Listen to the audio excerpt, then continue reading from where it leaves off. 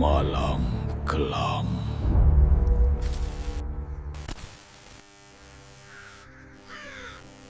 Di lereng Gunung Lawu, ada satu desa kecil yang jarang disebut di peta. Bahkan kalau dicari lewat ponsel, namanya sering tidak muncul. Jalannya sempit, berkelok, dan hanya cukup dilewati satu mobil kecil. Kalau hujan turun, kabut turun bersamaan, menutup pandangan sampai jarak beberapa meter saja. Sinyal hampir tidak pernah stabil. Kadang ada, kadang hilang begitu saja. Seolah desa itu memang tidak ingin terlalu terhubung dengan dunia luar. Di siang hari, desa itu terlihat biasa saja. Sawah membentang.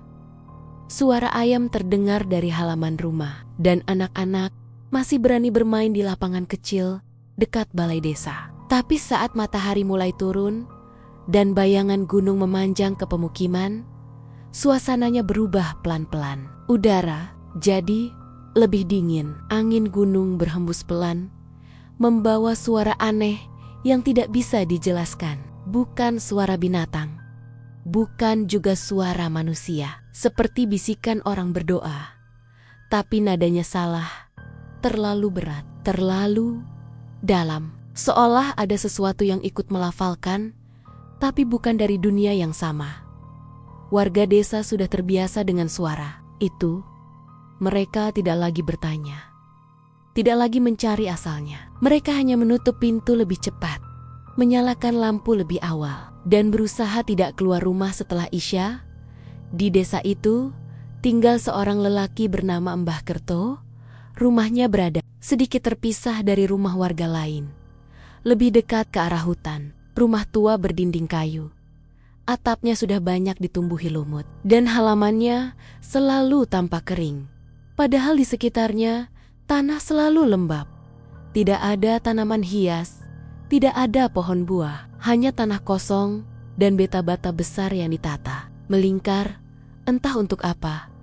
Tidak ada yang tahu pasti berapa usia Mbah Kerto. Orang-orang tua desa hanya saling menebak. Ada yang bilang umurnya sekitar 60 tahun, tapi ada juga yang yakin saat mereka masih kecil, wajah Mbah Kerto sudah setua itu. Bahkan ada cerita dari almarhum kokik-kokik desa yang bilang Mbah Kerto sudah ada sejak zaman penjajahan, dengan wajah yang tidak banyak berubah.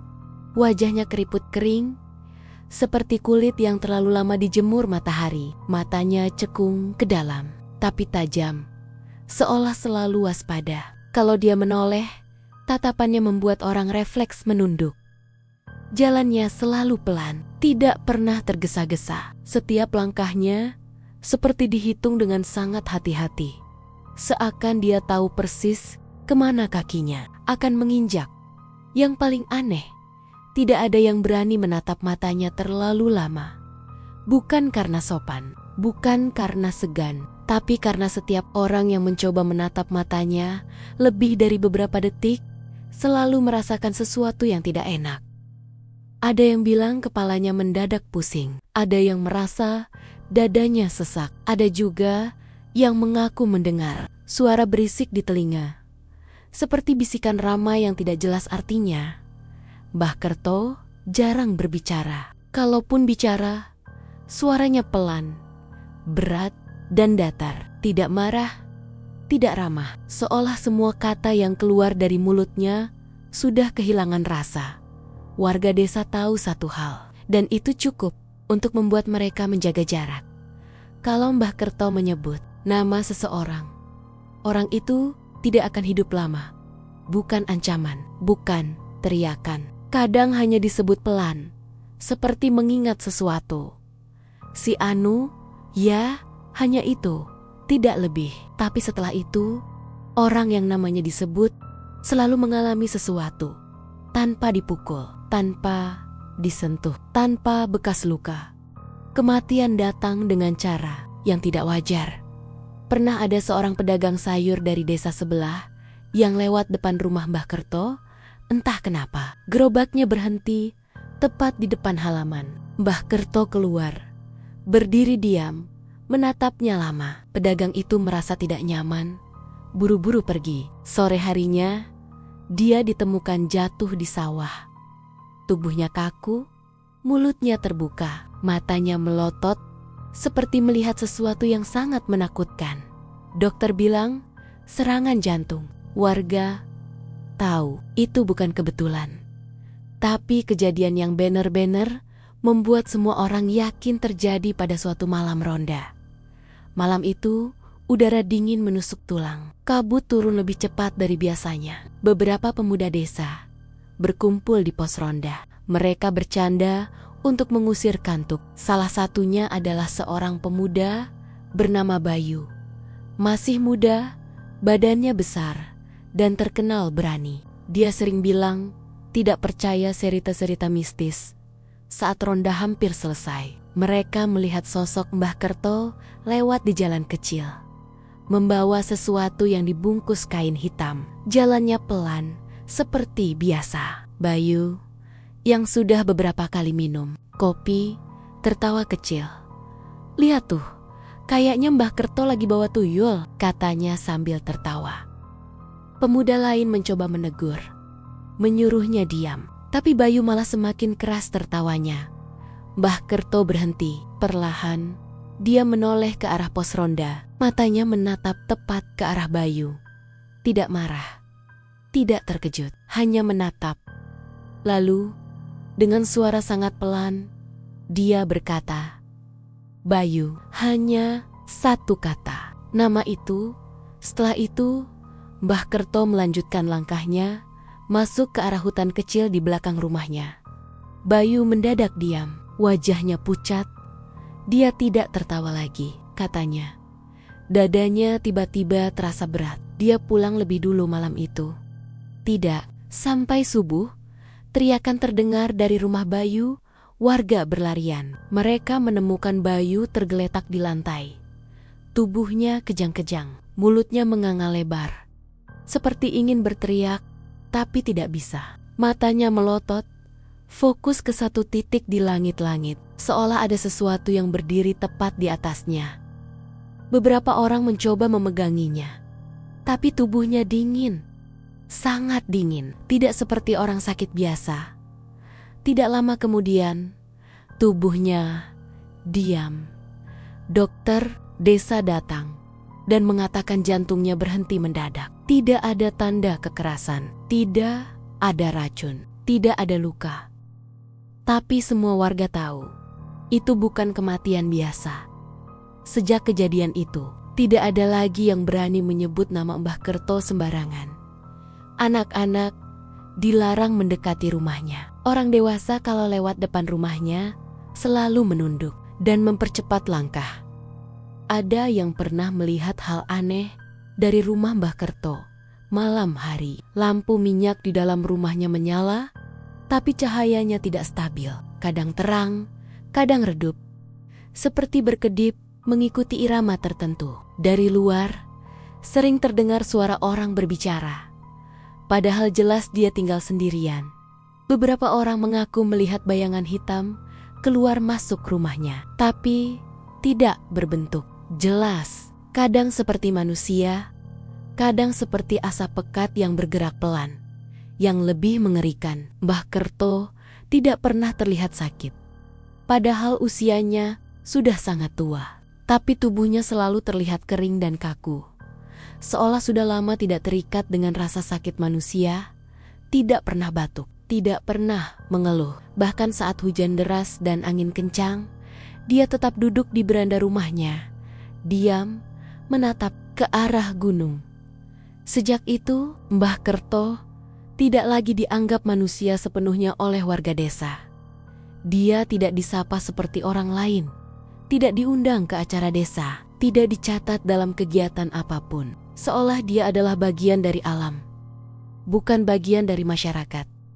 Warga mulai menyebutnya dengan nama yang tidak pernah diucapkan langsung. Kalaupun disebut, selalu dengan suara pelan. Pengabdi setan. Nama itu menyebar dari mulut ke mulut. Tidak ada yang tahu pasti sejak kapan, tapi semua orang sepakat. Mbah Kerto bukan orang biasa. Ilmu yang dia miliki bukan berasal dari doa yang benar, dan kekuatannya tidak datang tanpa harga, setiap malam. Saat angin gunung kembali membawa bisikan aneh itu, warga desa selalu teringat satu hal. Selama Mbah Kerto masih hidup, desa itu tidak pernah benar-benar aman. Dan mereka tidak tahu bahwa kematian pun nanti akan kesulitan menjemputnya. Konon, saat muda dulu, Mbah Kerto hanyalah orang miskin. Bukan miskin yang masih bisa ditertawakan, tapi miskin yang membuat hidup terasa berat setiap kali bangun pagi. Rumahnya dulu hanya gubuk bambu di pinggir desa, atapnya bocor, dindingnya tipis, dan lantainya masih tanah. Kalau hujan turun, air masuk dari mana-mana. Kalau angin malam datang, dinginnya sampai ke tulang. Dia hidup bersama istri dan 2 anaknya. Untuk makan sehari-hari saja, sering tidak cukup. Kadang hanya nasi dengan garam, kadang hanya singkong rebus. Kalau sedang bener-bener tidak ada, mereka tidur dengan perut kosong. Mbah Kerto muda bekerja apa saja. Jadi buruh angkut kayu, bantu di sawah orang, bahkan pernah ikut menebang hutan secara ilegal demi upah kecil. Tapi kemiskinan bukan satu-satunya hal yang menghancurkan hidupnya. Penyakit datang satu persatu. Anak bungsunya jatuh sakit lebih dulu. Badannya panas, matanya kosong, dan napasnya pendek-pendek. Tidak ada uang untuk berobat. Dukun sudah dipanggil, doa sudah dibacakan, tapi anak itu meninggal di pangkuan ibunya sendiri saat malam masih gelap. Beberapa bulan kemudian, anak sulungnya menyusul. Kali ini bukan demam, tapi tubuhnya kurus kering, seperti dihisap sesuatu dari dalam. Dia sering mengigau, menyebut-nyebut nama yang tidak dikenal. Suatu pagi, dia tidak bangun lagi. Istri Mbah Kerto jatuh sakit setelah itu. Badannya lemah, wajahnya pucat, dan tatapannya kosong. Dia sering menangis tanpa sebab. Suatu malam, dia memegang tangan Mbah Kerto dan berbisik pelan. Katanya ada yang berdiri di sudut rumah mereka, menatap. Istri itu meninggal seminggu kemudian. Dalam waktu tidak sampai 2 tahun, Mbah Kerto kehilangan seluruh keluarganya. Rumahnya kosong, hidupnya kosong. Orang-orang desa mulai menjauh, bukan karena takut, tapi karena tidak tahu harus berkata apa. Ada juga yang berbisik-bisik. Katanya Mbah Kerto membawa sial. Dia sering dihina, dibilang lelaki gagal, tidak bisa menjaga keluarga, tidak berguna. Setiap kali lewat, ada saja yang tertawa kecil atau memalingkan wajah. Tidak ada yang mau duduk lama di dekatnya. Pelan-pelan, Mbah Kerto berhenti bicara, berhenti ikut kegiatan desa, berhenti tersenyum. Dia hanya duduk di depan rumahnya, menatap ke arah Gunung Lawu. Lama sekali, seperti sedang menunggu sesuatu. Sampai suatu hari, dia menghilang. Tidak ada yang melihatnya pergi. Tidak ada yang tahu kapan tepatnya dia naik ke gunung. Tapi warga sadar, Mbah Kerto sudah tidak ada di rumahnya. Gubuknya kosong. Pintu terbuka. Tidak ada barang yang dibawa, kecuali pakaian di badan. Beberapa orang bilang melihat sosoknya berjalan ke arah hutan, sendirian, membawa bekal seadanya. Ada juga yang bilang, dia naik malam hari, saat bulan tertutup awan. Yang pasti, Mbah Kerto masuk ke kawasan hutan Gunung Lawu dan tidak turun selama 7 hari 7 malam. 7 hari itu terasa panjang bagi warga desa. Ada yang bilang, dia pasti mati di hutan. Ada yang bilang dia bunuh diri. Tapi anehnya, beberapa orang mengaku mendengar suara aneh dari arah gunung saat malam. Seperti tabuhan pelan, seperti langkah kaki banyak orang, seperti orang membaca sesuatu dengan suara berat dan berlapis. Hari ke-7, menjelang maghrib, Mbah Kerto kembali. Orang pertama yang melihatnya adalah seorang pencari rumput. Dia terkejut bukan main. Wajah Mbah Kerto berubah, kulitnya tampak lebih gelap, matanya cekung dan kosong, seperti tidak fokus pada dunia ini. Rambutnya kusut, penuh daun kering, tapi tubuhnya terlihat lebih tegap, lebih kokoh, seperti tidak kelelahan sama sekali. Dia tidak menyapa siapapun, tidak menjelaskan apapun. Dia hanya berjalan pulang ke rumahnya dan menutup pintu. Sejak hari itu, Mbah Kerto berubah total. Dia tidak pernah lagi terlihat sholat. Padahal dulu, meski hidup susah, dia masih rajin ke musola. Sekarang, azan berkumandang, tapi pintu rumahnya tetap tertutup. Malam hari, dari rumahnya sering tercium bau kemenyan. Asap tipis keluar dari sela-sela dinding kayu. Bau itu menyengat dan membuat kepala pusing kalau terlalu lama dihirup. Kadang terdengar suara Mbah Kerto berbicara sendiri, tapi kalau didengarkan baik-baik, suaranya seperti sedang berdialog. Ada jeda, ada jawaban. Padahal jelas, tidak ada siapa-siapa di dalam rumah itu selain dirinya. Nama-nama aneh sering terdengar, bukan nama manusia, bukan bahasa yang dikenal warga. Kadang seperti bahasa Jawa halus, tapi terbalik. Kadang seperti gumaman yang membuat bulu kuduk berdiri. Warga mulai curiga. Mereka bilang, Mbah Kerto tidak hanya naik gunung untuk menenangkan diri, dia naik untuk mencari sesuatu. Atau dipanggil, konon, di hutan Gunung Lawu ada tempat-tempat yang tidak boleh didatangi sembarangan. Tempat yang dipercaya sebagai persinggahan makhluk-makhluk lama. Tempat di mana batas antara dunia manusia dan dunia lain menjadi tipis. Dan Mbah Kerto, dalam keputusasaannya, masuk terlalu jauh. Warga bilang, di sanalah dia membuat perjanjian, bukan dengan manusia. Perjanjian itu tidak pernah diucapkan terang-terangan. Tidak ada yang tahu pasti bagaimana bentuknya, tapi tanda-tandanya terlihat jelas. Sejak kembali dari gunung, hidup Mbah Kerto berubah. Dia tidak lagi miskin. Selalu ada makanan di rumahnya, selalu ada uang. Tapi uang itu tidak pernah jelas dari mana asalnya. Sebagai imbalan kesaktian, dia harus menjadi pengabdi, menyerahkan jiwanya, dan yang paling berat, tidak boleh menolak perintah apapun yang datang kepadanya. Entah perintah apa, entah dari siapa. Sejak itu, siapapun yang membuat Mbah Kerto tersinggung akan diambil. Caranya tidak pernah sama. Ada seorang lelaki tua yang pernah memaki Mbah Kerto di depan umum. Katanya, dia gila. 3 hari kemudian, lelaki itu jatuh. Sakit, tubuhnya membiru, napasnya pendek. Dia meninggal sambil memegang dadanya, seperti ada sesuatu yang menekan dari dalam. Ada seorang pemuda yang mencuri kayu dari halaman Mbah Kerto. Malamnya, pemuda itu jatuh dari pohon tanpa sebab jelas. Kepalanya pecah. Tidak ada yang melihat dia memanjat. Ada juga seorang perempuan yang pernah meludahi tanah depan rumah Mbah Kerto. Beberapa hari kemudian, dia ditemukan mati di kamar tidurnya. Wajahnya tersenyum tipis, seperti orang yang sudah menerima nasib yang membuat ngeri. Tidak ada satupun dari mereka yang sempat meminta tolong. Dan yang lebih mengerikan, Mbah Kerto selalu tahu lebih dulu. Kadang dia menyebut nama seseorang sambil menatap kosong ke arah gunung. Kadang dia hanya bergumam pelan, seperti sedang memastikan sesuatu. Besok, dia nggak ada. Kalimat itu tidak pernah diucapkan dengan nada marah, tidak juga dengan nada senang. Hanya datar, seolah kematian orang lain adalah hal biasa baginya. Dan benar saja, keesokan harinya, kabar duka datang. Warga mulai ketakutan, tapi juga bingung.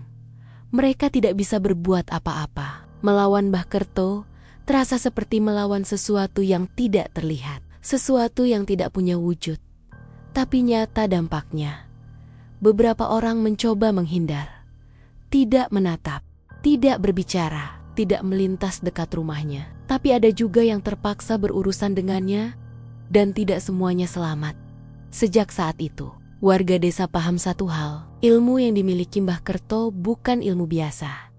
Itu bukan hasil belajar bertahun-tahun, itu adalah hasil perjanjian. Dan setiap perjanjian seperti itu selalu menuntut bayaran. Bayaran yang suatu hari nanti akan datang, menagih Dan saat itu tiba, bukan hanya nyawa orang lain yang terancam, tapi juga nyawa Mbah Kerto sendiri. Hingga suatu malam, desa yang biasanya sunyi itu justru terbangun oleh keheningan yang terasa janggal. Tidak ada suara jangkrik, tidak ada angin, bahkan dedaunan di lereng Gunung Lawu seperti berhenti bergerak. Beberapa warga terbangun dengan perasaan tidak enak, dada terasa berat tanpa sebab jelas, seperti ada sesuatu yang sedang menunggu. Pagi harinya, seorang tetangga yang biasanya mengantar makanan ke rumah Mbah Kerto merasa heran. Pintu rumah itu terbuka setengah. Padahal, biasanya selalu tertutup rapat. Tidak ada asap kemenyan. Tidak ada suara gumaman, hanya sunyi. Saat dia masuk, bau lembab kayu tua menyambutnya. Mbah Kerto ditemukan tergeletak di lantai. Tubuhnya kaku, tangan terlipat di dada, matanya terpejam, napasnya sudah tidak ada. Kulitnya dingin. Semua tanda menunjukkan satu hal yang selama ini terasa mustahil. Akhirnya, Mbah Kerto mati. Kabar itu cepat menyebar. Orang-orang datang berbondong-bondong, tapi tidak ada tangisan, tidak ada ratapan. Yang ada hanya tatapan kosong dan perasaan, campur aduk antara lega dan takut. Beberapa warga bahkan tidak berani masuk ke dalam rumah. Mereka berdiri di luar, berbisik-bisik, seolah suara terlalu keras bisa membangunkan sesuatu. Hari itu juga, warga sepakat untuk segera mengurus pemakaman. Tidak ada yang ingin jasad Mbah Kerto terlalu lama berada di desa. Mereka ingin semuanya selesai secepat mungkin. Tapi keanehan dimulai sejak hari pertama. Biasanya, jasad orang yang sudah meninggal akan mengeluarkan bau dalam hitungan jam. Apalagi di rumah kayu tanpa pendingin. Tapi tubuh Mbah Kerto tidak berbau sama sekali. Bahkan saat sore hari, saat matahari mulai menghangatkan udara, tidak ada aroma busuk sedikit pun. Justru ada bau aneh, seperti tanah kering bercampur kemenyan lama. Warga mulai gelisah. Malam pertama, beberapa orang berjaga. Mereka takut, tapi juga penasaran. Lampu minyak dinyalakan. Doa dibacakan pelan-pelan. Jasad Mbah Kerto dibaringkan di atas dipan. Ditutup kain putih, tidak ada apa-apa sampai tengah malam. Lalu salah satu penjaga merasa merinding. Bulu kuduknya berdiri, dia bersumpah mendengar suara napas berat. Sangat pelan, seperti orang tidur terlalu dalam. Dia menoleh ke arah jasad. Kain putih masih menutup rapat, tidak ada gerakan. Dia tidak berani bilang ke siapa-siapa. Hari kedua berlalu dengan perasaan tidak tenang. Kulit jasad Mbah Kerto mulai terlihat berubah. Bukan membiru seperti orang mati pada umumnya, tapi mengering. Seperti kulit yang ditarik dari dalam. Wajahnya tampak lebih tirus. Bibirnya menghitam. Hari ketiga, perubahan itu semakin jelas. Kulitnya kering, keras, tapi tetap utuh. Tidak ada tanda pembusukan. Tidak ada belatung, tidak ada cairan, seperti tubuh yang perlahan kehilangan isinya. Bukan membusuk. Beberapa warga mulai menyarankan agar jasad itu segera dikuburkan. Tapi masalahnya, tidak ada satupun yang berani menggali kubur. Akhirnya, dengan berat hati, mereka memutuskan membuat peti mati. Peti itu diletakkan di dalam rumah Mbah Kerto. Jasadnya dipindahkan dengan sangat hati-hati. Saat kain penutup dibuka, beberapa orang tersentak. Wajah Mbah Kerto terlihat tenang. Tidak seperti mayat pada umumnya. Seperti orang yang sedang tidur nyenyak. Peti itu ditutup rapat. Paku dipasang. Semua orang menghela napas lega. Keesokan paginya, peti itu terbuka. Bukan sedikit, tapi terbuka lebar. Penutupnya bergeser. Paku-paku terlepas. Di bagian dalam peti, ada bekas goresan. Panjang, tidak beraturan, seperti dicakar dari dalam. Tidak ada yang berani berkata apa-apa. Peti itu ditutup lagi. Kali ini lebih kuat, paku lebih banyak. Beberapa orang membaca doa sambil gemetar. Malam itu, seorang warga yang rumahnya dekat mengaku mendengar suara aneh. Seperti kayu digesek, seperti kuku menggaruk papan. Suara itu pelan, tapi jelas, berasal dari arah rumah Mbah Kerto. Paginya, peti itu terbuka lagi. Warga mulai ketakutan. Ada yang menyarankan membakar jasad itu. Ada yang melarang, ada yang menangis. Tidak ada yang tahu harus berbuat apa. Hari ke-7, tubuh Mbah Kerto berubah, semakin mengerikan. Kulitnya menghitam dan menyusut. Lengan dan kakinya tampak lebih kecil, seperti mumi. Tapi wajahnya masih jelas. Dan yang paling membuat orang ngeri, mulutnya sedikit terbuka, seolah ingin bicara. Beberapa orang bersumpah melihat dadanya bergerak sangat pelan. Naik, turun, naik, turun. Tapi saat didekati, tidak ada apa-apa.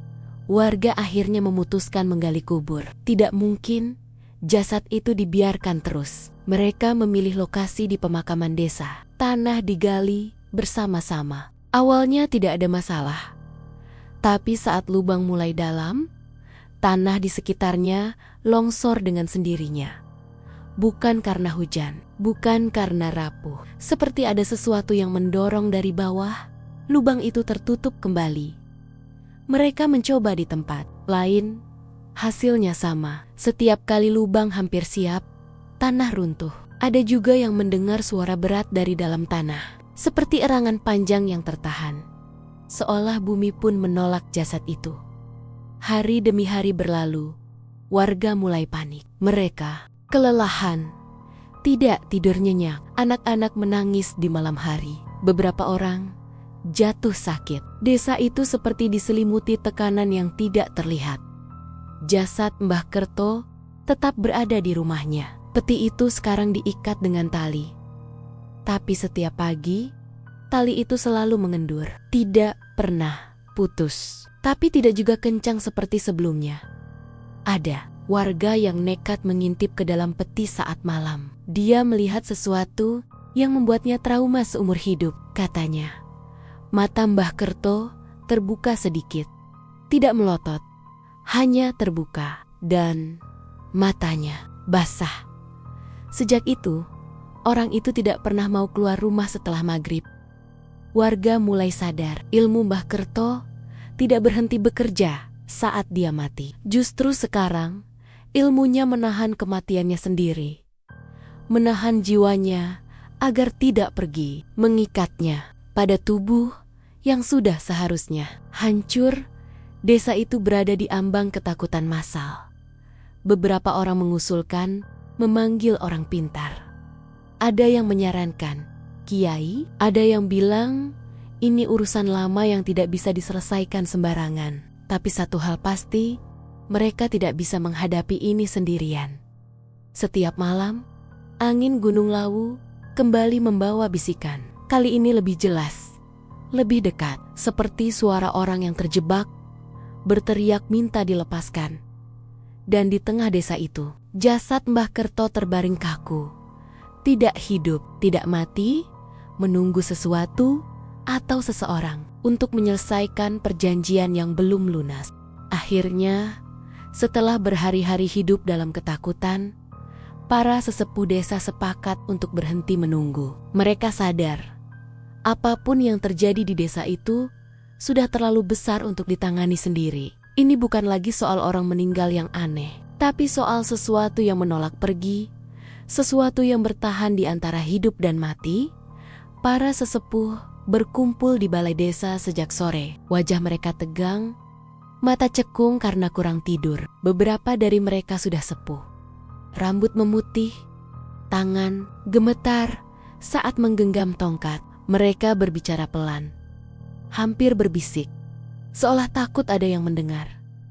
Keputusan diambil. Mereka mengundang ustaz, kiai, dan tokoh agama dari desa-desa sekitar.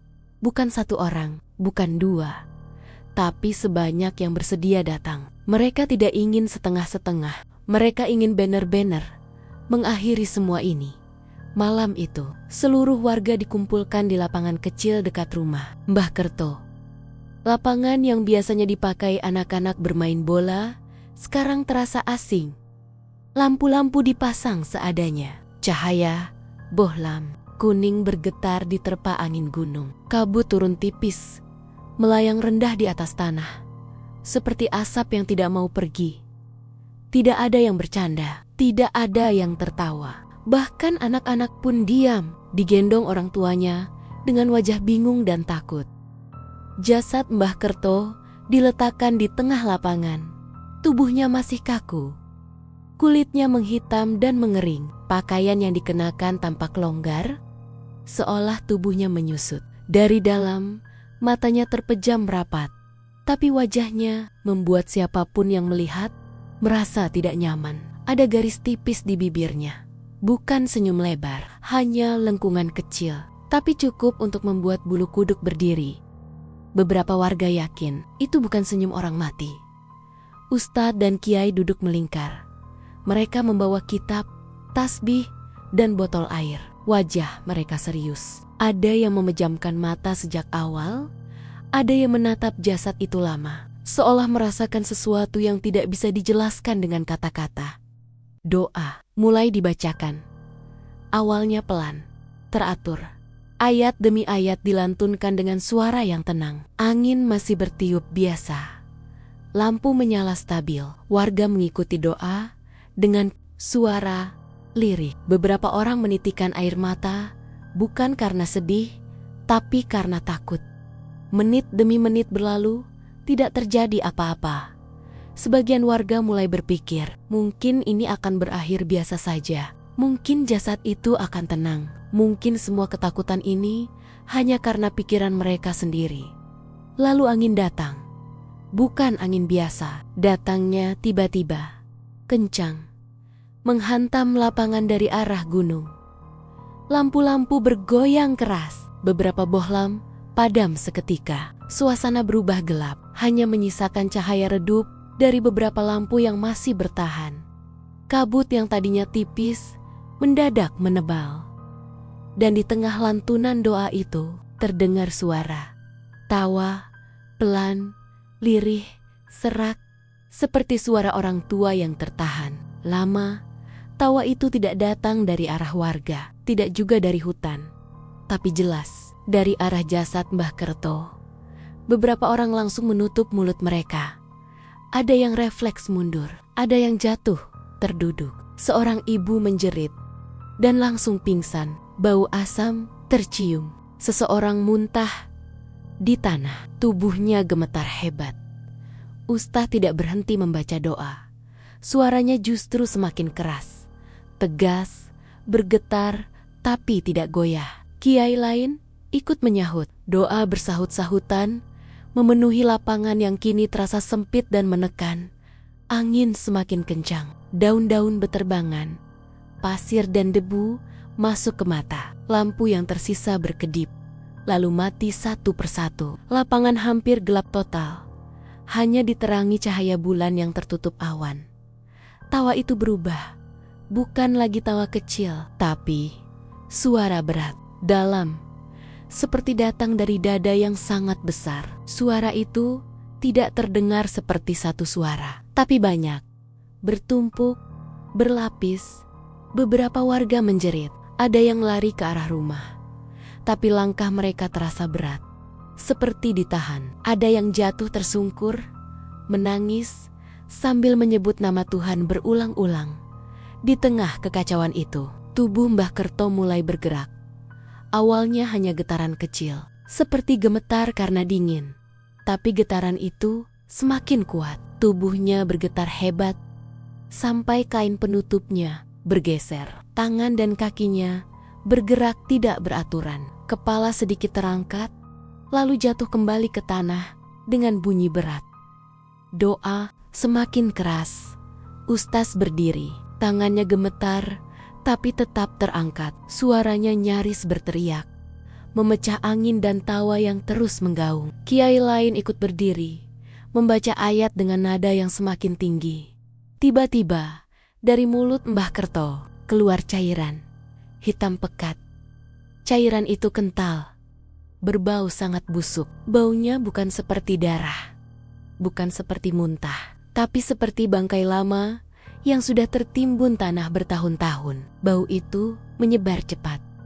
Beberapa orang langsung muntah lagi. Ada yang pingsan, ada yang menutup hidung sambil menangis. Cairan itu terus keluar, menetes ke tanah, membentuk genangan kecil yang menghitamkan rumput. Tubuh Mbah Kerto masih bergetar, tapi semakin lama getarannya melemah. Tawa itu berubah jadi suara erangan panjang, berat seperti sesuatu yang ditarik paksa. Angin tiba-tiba berhenti, kabut diam, lampu yang tadi mati satu persatu menyala kembali. Cahayanya stabil, tidak lagi berkedip. Dan kemudian tubuh itu diam, total. Tidak ada getaran, tidak ada gerakan, tidak ada suara. Doa perlahan melambat, lalu berhenti. Semua orang menahan napas. Beberapa detik terasa sangat panjang. Tidak ada yang berani mendekat, tidak ada yang berani bicara. Akhirnya, seorang ustaz mendekat perlahan. Dengan hati-hati, dia membuka kain penutup wajah Mbah Kerto. Wajah itu berubah. Senyum tipis yang selama ini menghantui warga sudah tidak ada. Bibirnya lurus, wajahnya tampak kosong, seperti tubuh tanpa isi. Matanya tetap terpejam, tapi tidak lagi terasa menekan saat dipandang. Beberapa orang menangis lega, ada yang langsung sujud di tanah, ada yang memeluk satu sama lain. Tubuh mereka masih gemetar, namun tidak semua merasa lega. Salah satu sesepuh desa berkata pelan, suaranya hampir tidak terdengar. Belum tentu selesai. Ustaz mengangguk pelan. Dia bilang, apapun yang mengikat Mbah Kerto selama ini sudah dilemahkan. Tapi perjanjian seperti itu tidak pernah benar-benar mudah diputus. Ada sisa, ada bayaran, ada akibat. Warga diminta tetap waspada. Malam itu, jasad Mbah Kerto tidak langsung dikuburkan. Mereka menunggu hingga pagi. Mereka tidak ingin terburu-buru, tidak ingin mengulang kesalahan. Sepanjang malam, warga berjaga, tapi suasana sudah berbeda. Tidak ada tawa, tidak ada suara napas berat, tidak ada getaran. Angin gunung kembali berhembus. Normal, membawa udara dingin yang terasa lebih bersih. Namun beberapa orang mengaku bermimpi buruk malam itu. Mereka bermimpi berada di hutan gelap, mendengar suara langkah di belakang mereka, mendengar bisikan yang marah, kecewa, seperti sesuatu yang kehilangan pegangan. Pagi harinya, jasad Mbah Kerto tetap diam, tidak bergerak, tidak berubah. Warga berharap ini adalah akhir dari semua teror. Tapi jauh di dalam hati mereka, ada rasa tidak yakin, karena mereka tahu sesuatu yang telah berlangsung puluhan tahun tidak akan pergi begitu saja tanpa meninggalkan jejak. Dan Gunung Lawu masih berdiri di sana, diam, seolah menyimpan sisa-sisa rahasia yang belum sepenuhnya dilepaskan.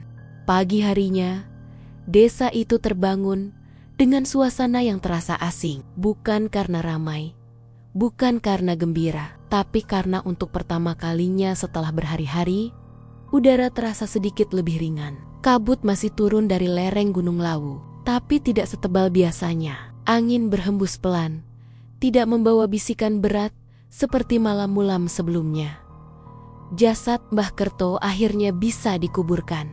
Tanah yang kemarin menolak, hari itu terbuka dengan tenang. Tidak ada longsor, tidak ada suara aneh dari dalam bumi. Sekop masuk ke tanah tanpa hambatan. Setiap galian terasa normal, seperti menggali kubur orang pada umumnya. Beberapa warga yang ikut membantu masih gemetar, tapi mereka tetap melanjutkan. Tidak ada yang berani bercanda, tidak ada yang berani berbicara keras.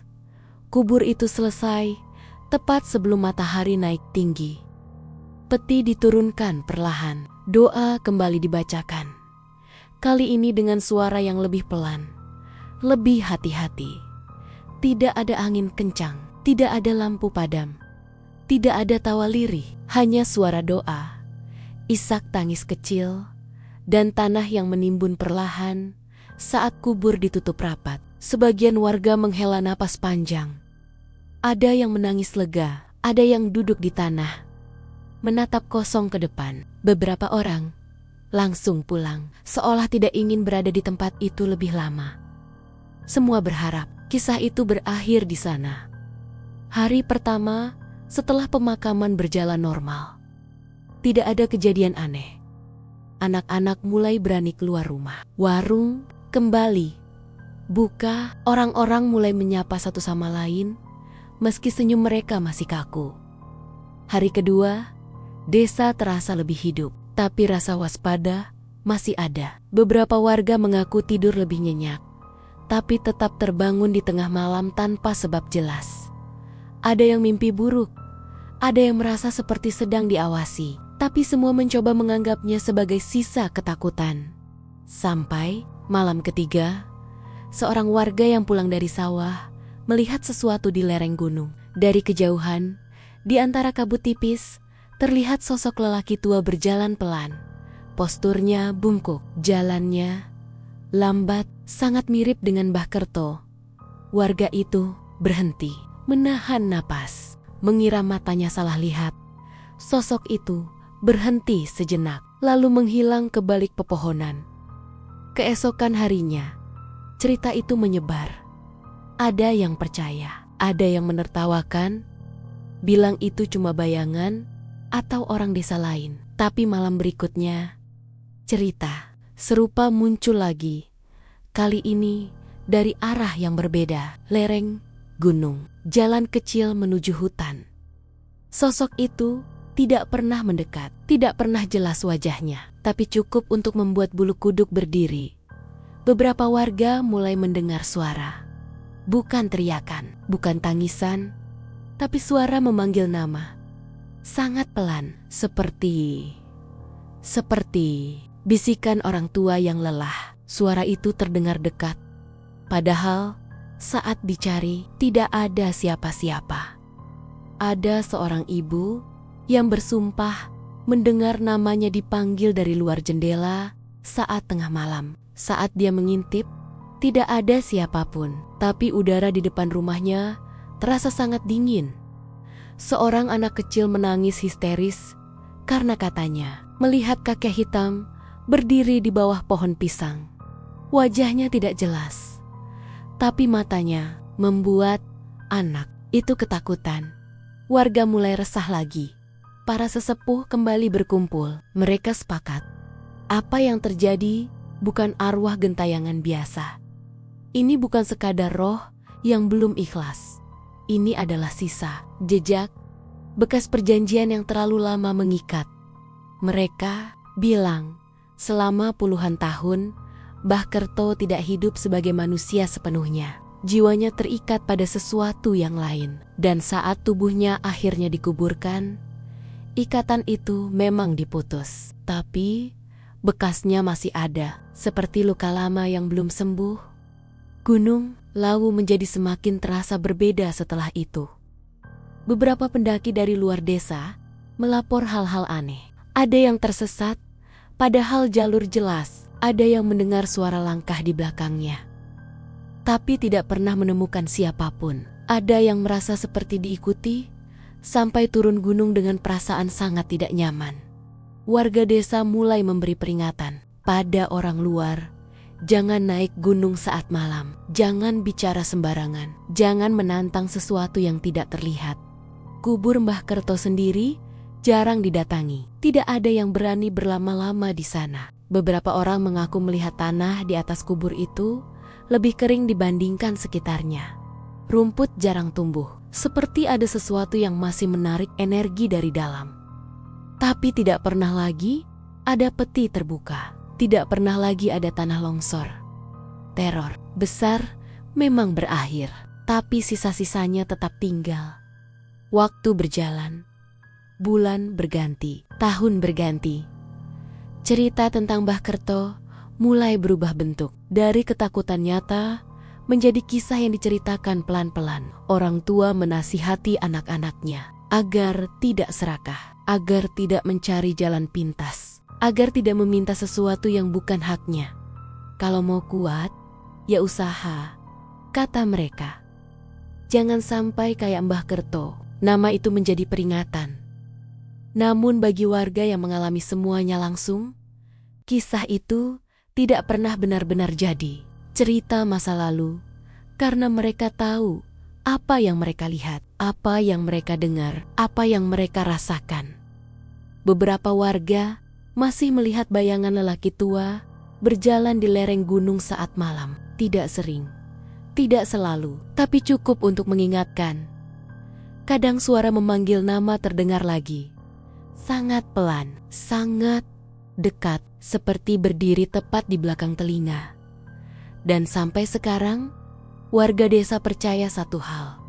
Ilmu hitam bisa memberi kekuatan, bisa memberi rasa berkuasa, bisa membuat orang lain tunduk tanpa disentuh. Tapi semua itu tidak gratis.